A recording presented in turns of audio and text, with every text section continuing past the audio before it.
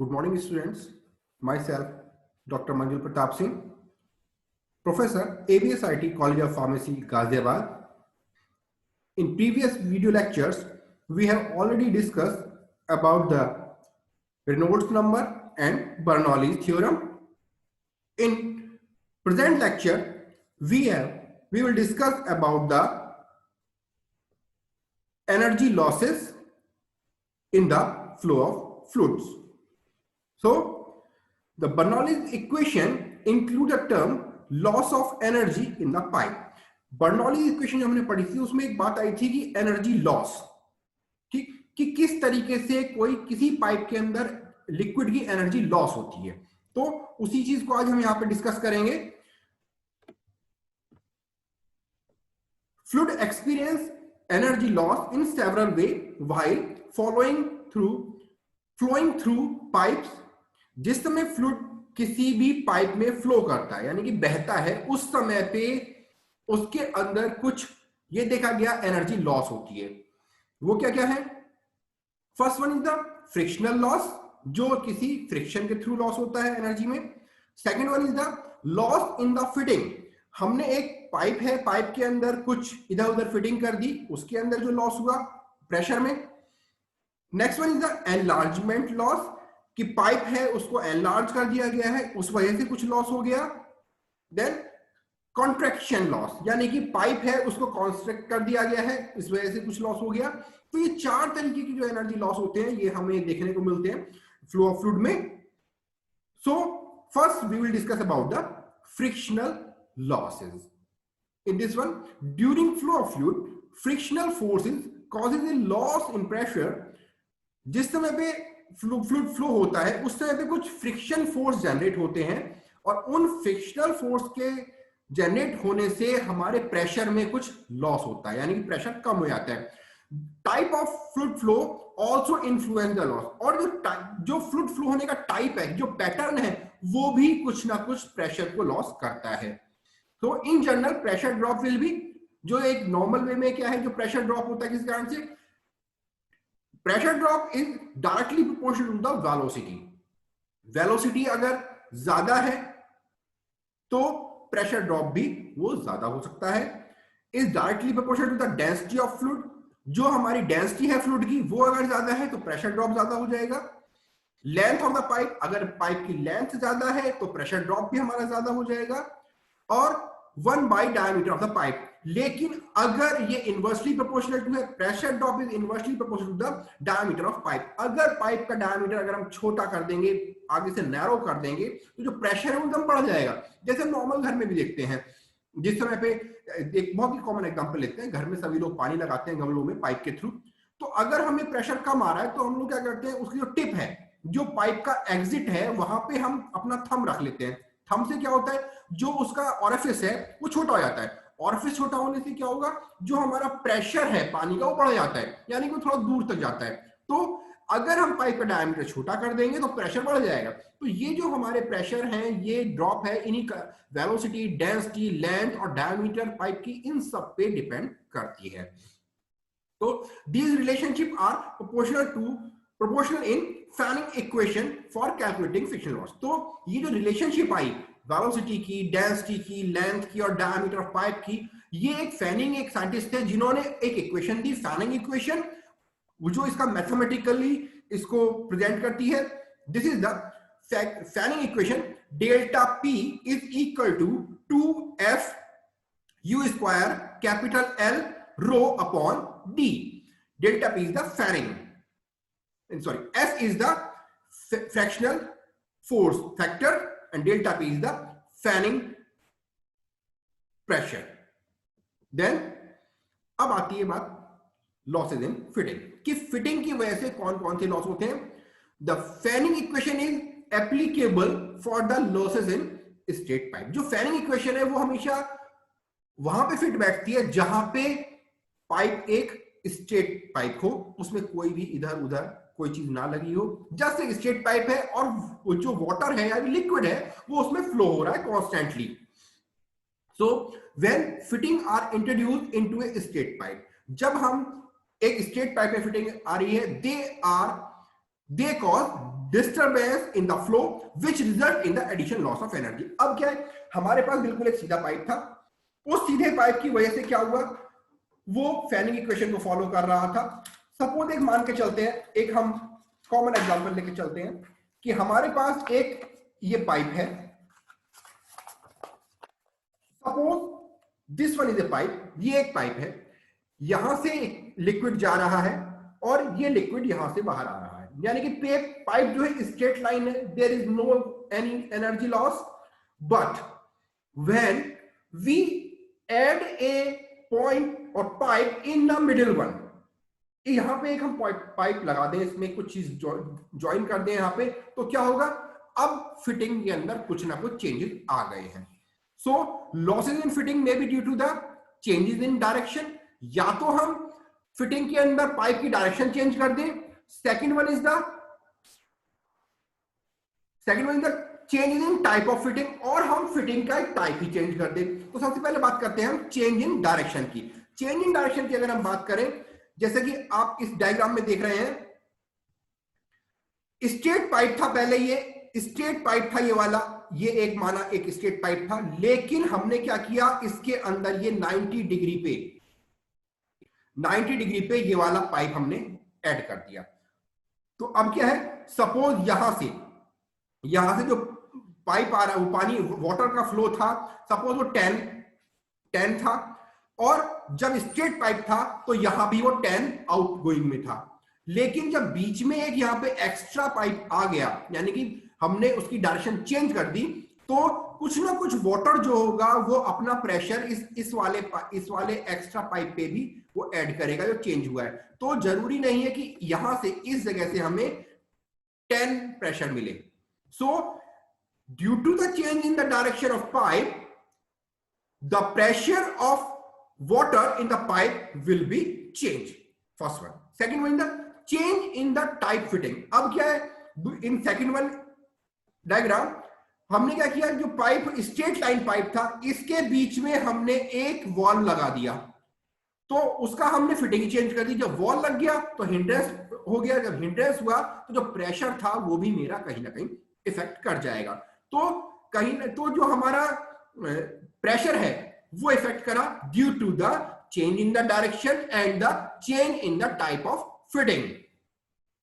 ठीक, first one.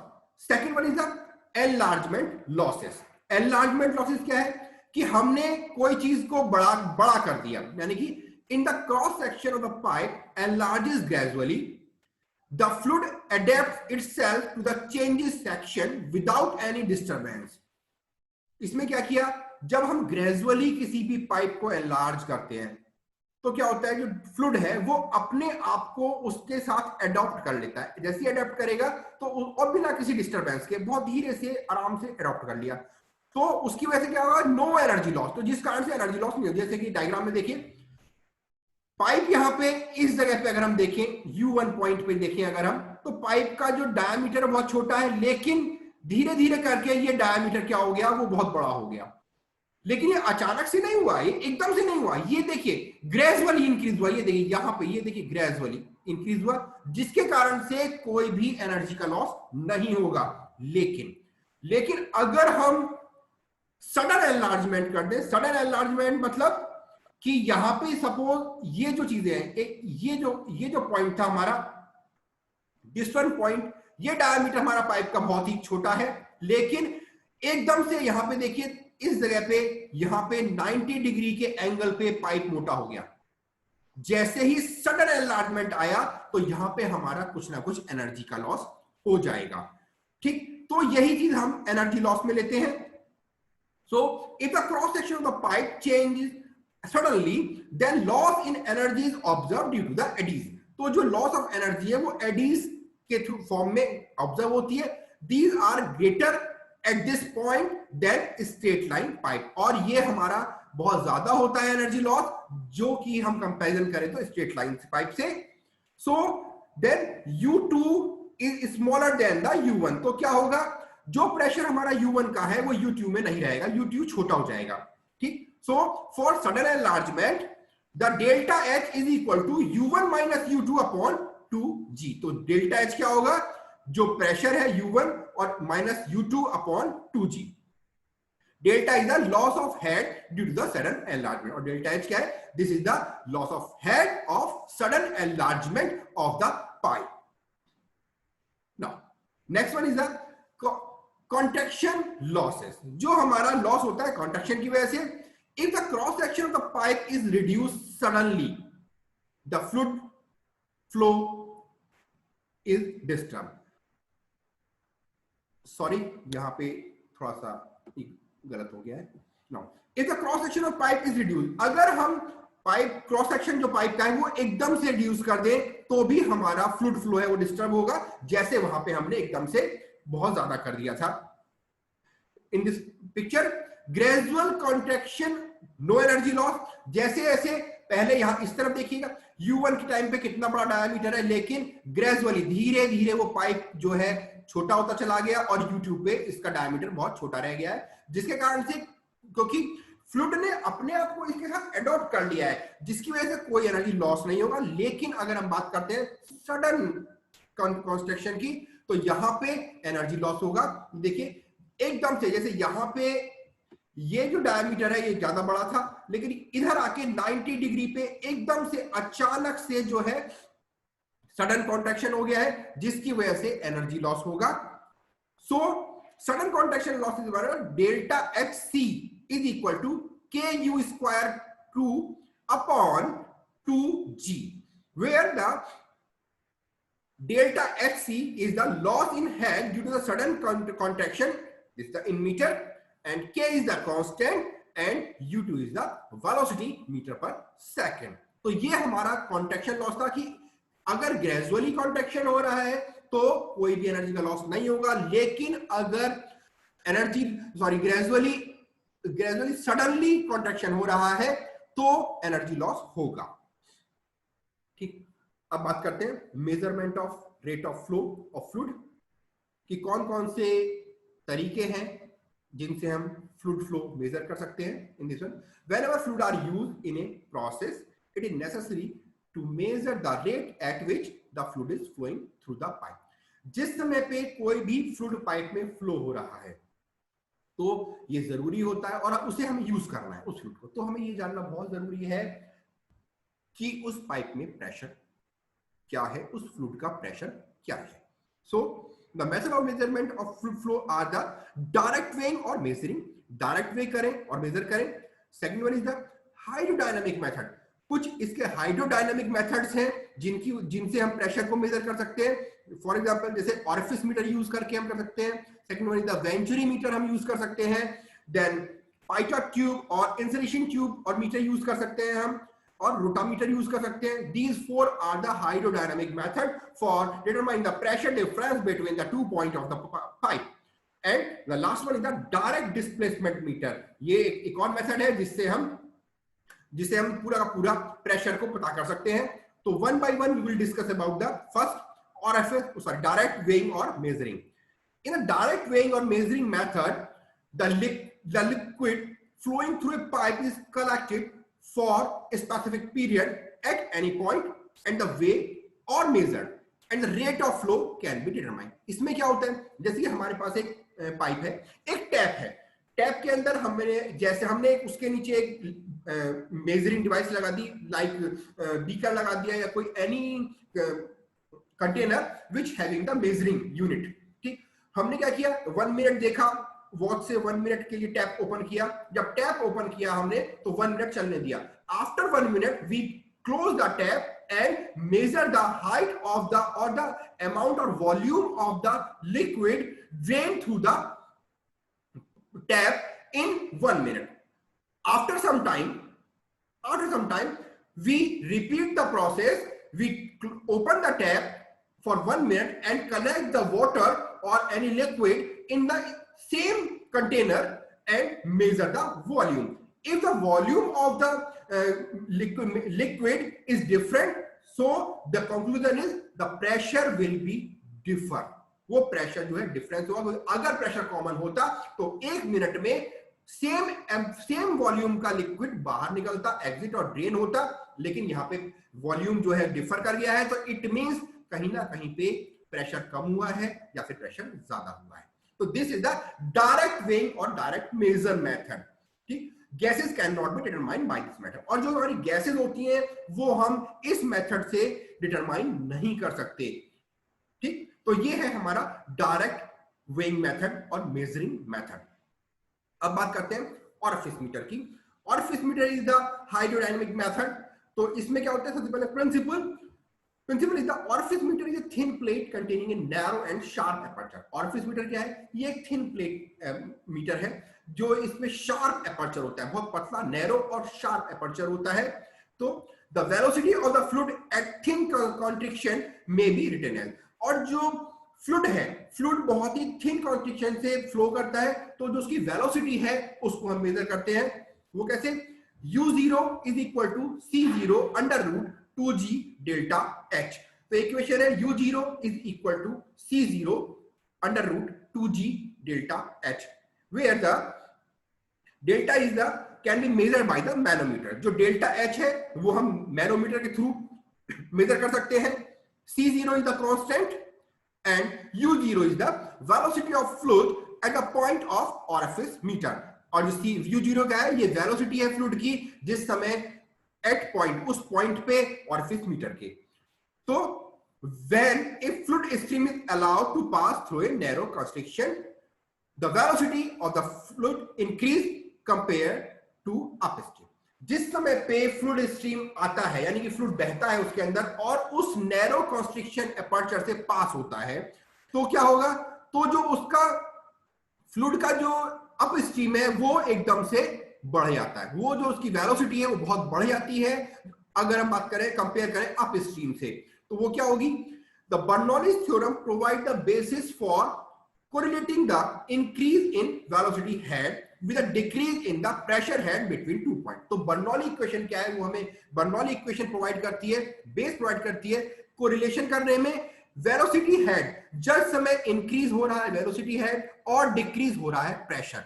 तो इन दो पॉइंट पे बर्नौली थ्योरम हमें प्रेशर डिफरेंस पता लगाने में हेल्प करती है। The difference in the pressure may be read from a manometer। और जो डिफरेंस है प्रेशर का ये हम मैनोमीटर के थ्रू पता कर सकते हैं। The construction of the orifice meter। तो आप बात करते हैं orifice meter होता क्या है। अब तो प्रिंसिपल बात चल रही थी, इसमें what is the thin plate, what is the narrow aperture, तो ये चीज। तो अगर आप डायग्राम में देखें, it is considered to a thin plate containing a sharp aperture through which fluid flow। इसके अंदर अगर हम आप देख रहे हैं, ये एक थिन प्लेट है, पूरी की पूरी एक थिन प्लेट वॉल है और बीच में एक शार्प एपर्चर है। ये देखिए यहां पे ये शार्प एपर्चर दिख रहा है जिसे वेना कॉन्ट्रैक्टा कह रहे हैं हम। ठीक, अब क्या है, normally it is placed between long straight pipe. और क्या है ये एक लॉन्ग स्ट्रेट पाइप के बीच में इसको लगा दिया जाता है। ये एक पाइप है, ये जो ये पाइप दिख रहा है जो उसके बीच में लगा दिया हमने इसे। अब क्या है, for present discussion plate is introduced into pipe and manometer is connected at point A and B. तो एक जो हमारे डिस्कशन में क्या प्लेट को इंट्रोड्यूस कर दिया, इस प्लेट को पूरे के पूरे को हमने पाइप में लगा दिया है। ये आप ये जो देखिए दिस वन इज, ये जो आप वॉल देख रहे हैं ये एक पाइप है, पाइप के बीच में पूरा का पूरा हमारा ये लगा हुआ है ऑरिफिस मीटर। और एक ये जो हमारा है इसके बीच में ये जो चीज है यूट्यूब मैनोमीटर आप देख रहे हैं यहाँ पे, ये हमने एक मैनोमीटर लगा दिया है, ये लग गया यहाँ पे। तो ये एक बहुत ही सिंपल सा डायग्राम है ऑरिफिस मीटर का। तो अब इसकी वर्किंग कैसे होती है, orifice meter is referred as variable head meter. इस ये क्या करता है, ये वेरिएबल हेड मीटर है। It measure the variation in the pressure across a fixed contraction place in the path of flow. और ये क्या करता है, ये मेजर करता है एक वेरिएशन को, प्रेशर डिफरेंस को, जो हम फिक्स कॉन्ट्रैक्शन, जो हमारा कॉन्ट्रैक्शन हो रहा है, फिक्स्ड कॉन्ट्रैक्शन हो रहा है उसके उस पाथ के फ्लो को। So when fluid is allowed to pass through the orifice. अब क्या है, हमने पाइप के बीच में, पाइप के एक तरफ से हमने फ्लूइड को अलाउ किया है, पास किया है उसके अंदर through orifice. The velocity of fluid at point B increase. तो जो पॉइंट बी था, ए से तो अंदर पास किया तो बी पे वेलोसिटी उसकी बढ़ जाएगी। तो as a result at point A pressure will be increase, क्योंकि बी पॉइंट पे जो हमारा कंस्ट्रक्शन है जिसके से ए पॉइंट पे भी प्रेशर बढ़ेगा। तो difference in the pressure is measured by the manometer, और जो प्रेशर है वो डिफरेंस, प्रेशर डिफरेंस है वो मैनोमीटर के थ्रू मेजर किया जाएगा. What is the Bernoulli equation is applied to point A and point B. तो जो बर्नौली इक्वेशन है वो पॉइंट ए पे और पॉइंट बी पे अप्लाइड करी जाएगी. वो क्या है? Under root U zero square, U square zero O minus U square A is equal to C zero under root 2g dot H. तो ये एक हमारी बर्नौली इक्वेशन है जो हम ले रहे हैं. u0 is the velocity of fluid at orifice. ये this is not u0, this is the uo. o represent the orifice, o represent orifice. ध्यान रखिएगा, this is not u0, this is the uo. uo is the velocity of fluid at orifice. ua is the velocity of fluid at point A. Clear? ua is the velocity of fluid at point A and co is the constant. If the diameter of the orifice is 1/5 or less of the pipe diameter, then ua is negative. और अगर हमारा जो orifice का diameter है वो 1/5 है और उससे भी कम है पाइप के डायमीटर से, तो ua जो है, ua mean velocity of fluid, जो फ्लूइड की वेलोसिटी है एट पॉइंट ए वो हमारी जीरो हो जाएगी. वो जीरो होते ही तो क्या होगा? uo is equal to co under root 2g into delta H. तो जो हमारा u0 है यानी कि velocity of fluid at orifice पे है वो हमारी c0 under root 2g dot delta H हो जाएगी. सो ये हमारी इक्वेशन आ रही है. ये जो इक्वेशन आई, this is the equation for the orifice meter with the help of Bernoulli equation. So what is the application of orifice meter? तो इस ऑरिफिस मीटर की एप्लीकेशंस क्या होती हैं? तो the velocity at either of the point A and B can be measure. तो orifice meter की help से हम किसी भी पाइप के दो पॉइंट पे, पॉइंट ए और पॉइंट बी पे जो उसकी वेलोसिटीज है लिक्विड की, वो हम मेजर कर सकते हैं. First one. And second one is the volume of liquid flowing per hour can be determined. और एक घंटे में या एक पर्टिकुलर टाइम पीरियड में कितना वॉल्यूम लिक्विड का फ्लो हो रहा है वो भी हम ऑरिफिस मीटर से पता लगा सकते हैं. So this is the major application of orifice meter. The velocity at either of the point A and B can be measured, and the second one is the volume of liquid flowing per hour can be determined by the orifice meter. So today we will discuss only the orifice meter. In next video lecture we will discuss about the Venturi meters, pitot tube and the rotameters. So any other question regarding the Venturi meter and losses of energies in the pipe? Anybody? Any question of student? No. Okay, thank you very much for listening me. Thank you.